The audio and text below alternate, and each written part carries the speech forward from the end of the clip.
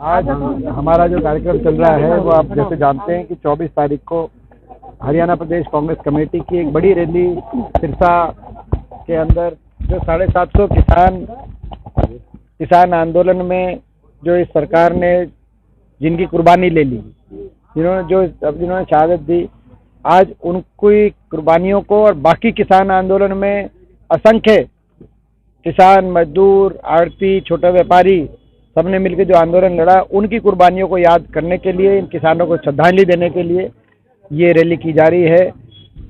750 किसानों का ये बलिदान नहीं भूलेगा हिंदुस्तान। ये सरकार चाह रही है हिंदुस्तान भूल जाए, इनकी कुर्बानियों को व्यर्थ नहीं जाने देंगे। किसानों के अधिकारों की लड़ाई हम लड़ते रहेंगे, मजदूर की और कृषि व्यवस्था की। इसके साथ साथ इस रैली के माध्यम से हरियाणा में एक सत्ता परिवर्तन के लिए बिगुल बजाने का काम भी कांग्रेस पार्टी करेगी। हुड्डा साहब के नेतृत्व में, चौधरी उदय भान जी की अध्यक्षता में हरियाणा में भाजपा जजपा सरकार एक विफल सरकार साबित हुई है। हरियाणा देश में सबसे ज़्यादा बेरोजगारी का प्रदेश बन गया है, सबसे ज़्यादा महंगाई और सबसे ज़्यादा भ्रष्टाचार का प्रदेश बन गया है। तो ऐसे में बदलाव के लिए बिगुल कांग्रेस पार्टी द्वारा बजाया जाएगा 24 तारीख को। उसी को लेकर नाथूजी चोपटा में और बाकी जगह एन्नाबाद में आज ये कार्यक्रम है। सब आप 2 दिनों से सिलसिले में घूम रहे हैं, किस तरह की रुझान आ रहा है रैली को लेकर? लोगों का बहुत अच्छा रुझान है। लोग पिछली बार भी, अगर सिरसा लोकसभा क्षेत्र के आप नतीजों को देखें तो भाजपा की ज़्यादा सीट नहीं आई यहाँ। लोगों ने भाजपा को नहीं जिताया यहाँ से। लोगों ने तो जो है यहाँ से या तो जो है कांग्रेस के 2 विधायक थे, बाकी जेजेपी, इनेलो, निर्दलीय, कांडा पार्टी, इनके विधायक आए। तो बीजेपी को तो यहाँ से पिछली बार भी नकार दिया था, लेकिन जो लोग जेजेपी, इनेलो के जो लोग थे, निर्दलीय जो लोग थे, उन्होंने जाके बीजेपी को समर्थन कर दिया। लोग तो वहीं के वहीं खड़े हैं। नेता बिकाऊ होते हैं, जनता टिकाऊ होती है।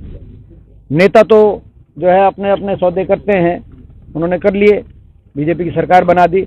नेता बिकाऊ हैं लेकिन जनता टिकाऊ है। पिछली बार भी जनता ने भाजपा की सरकार को नकारा था। सिरसा लोकसभा क्षेत्र की 9 सीटों का आप नतीजा देखें तो इस बार पूर्णतः नरकांड का काम करें। पिछली बार तो 1-2 सीट आ गई थी इनकी, इस बार 1-2 सीट भी नहीं आएंगी। तो रैली कहाँ होगी, किस तरह की व्यवस्थाएं, रैली का वेन्यू क्या रहेगा और क्या किस तरह की व्यवस्थाएं की गई है? ये रैली का वेन्यू रहेगा जो हुड्डा सेक्टर ग्राउंड सिरसा, और रैली में व्यवस्थाएं जो है वो हमारी टीम कर रही है ताकि लोगों को सहूलियत रहे। जो है प्रशासन ने, हालांकि जो हम ग्राउंड चाह रहे थे वो ग्राउंड देने में प्रशासन ने बहुत आनाकानी करी, लेकिन फिर भी विपक्ष में है तो ये लड़ाई तो छोटी मोटी हमको लड़नी पड़ेगी, हम इसको मानते हैं। जिला सत्र की रैली है या अगर लोकसभा और विधानसभा की, तो पार्टी कितनी तैयार? लोग तैयार हैं, बल्कि हम अपील करना चाहते हैं एक साथ चुनाव ये सरकार कराए, क्योंकि खट्टर साहब का बयान आया था, आपको याद होगा। खट्टर साहब का बयान था कि 1 नेशन 1 पोल, जब मोदी जी एक लेके आए थे नारा, तो खट्टर साहब ने कहा था बहुत ही मनमोहक नारा है और ये होना चाहिए, इसमें देश में कुछ पैसे की बचत होगी, बजट बचाया जाए। तो जब वो ठीक बात थी उनकी, बजट बचाया जाए और हरियाणा के चुनाव जल्दी से जल्दी कराए जाए, लोकसभा के साथ ही कराया जाए। ये इस रैली का एक और नाम है, पिंडा छोड़ो रैली।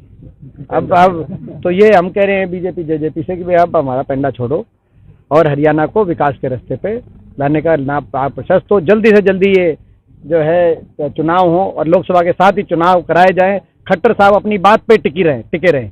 हमारी खट्टर साहब से अपील है, आपने जब देश हित में बताया 1 नेशन 1 पोल, तब उस बात से पीछे मत हटना, आप साथ चुनाव कराएं। 5 राज्यों के अंदर चुनाव था, लोकसभा के उसमें 3 राज्यों में कांग्रेस की उसमें हार हुई थी।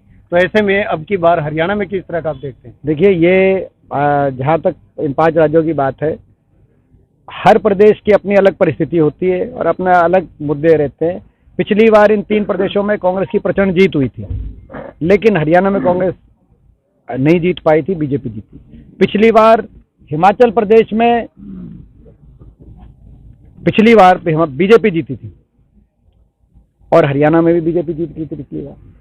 ऐसा लगता है कि हरियाणा का चुनाव अगर देखा जाए तो आकलन के अनुसार जो हिमाचल में जो होता है वो उसका साथ साथ हरियाणा में तो वही होता दिखाई दे रहा है। इन प्रदेशों से तो विपरीत होता दिखाई दे रहा है। लेकिन मैं ये कहूँगा कि हर चुनाव अलग होता है, हर चुनाव की परिस्थिति अलग होती है। 4 प्रदेशों के जो 4 बड़े प्रदेशों थे, हम धन्यवाद करना चाहते हैं 4 करोड़ 91 लाख मतदाता का, जिन्होंने कांग्रेस पार्टी के पक्ष में मतदान किया।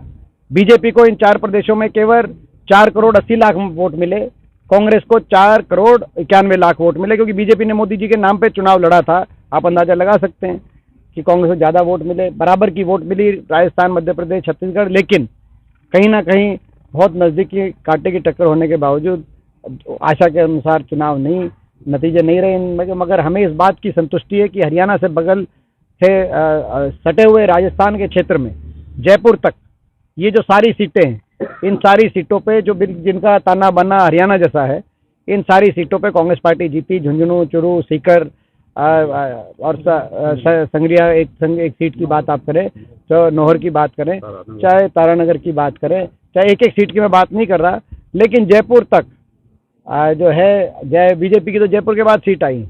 यहाँ पर तो 70 सीट है, 70 में से 50 सीट कांग्रेस पार्टी जीती है। तो ये एक शुभ संकेत है। यहाँ पे हुड्डा साहब की हमारी ड्यूटी लगी थी, हम लोग गए थे, यहाँ पे जो शुभ संकेत है। तो हरियाणा में ये तो चुनाव चलते रहेंगे, लेकिन आज मैं आपको बता सकता हूँ विश्वास के साथ, हरियाणा में वही होगा जो तेलंगाना और हिमाचल में हुआ है। सुरक्षा में सेंधमारी को लेके जो क्वेश्चन किया सांसदों ने संसद में, तो 33 सांसदों को पूरे टाइम के लिए आउट कर दिया है। देखिए, ये सरकार की एक तानाशाही की कार्यशैली है। सरकार, संसद, ये जो है संसद, ये वो संसद नहीं रही जो संसद हुआ करती थी। मैं भी पिछले 20 वर्ष से सांसद के नाते कह सकता हूँ, संसद के अंदर चर्चा हुआ करती थी, हर मुद्दे पे वाद विवाद हुआ करता था अपने तो ये, मगर पिछले चंद वर्षों के अंदर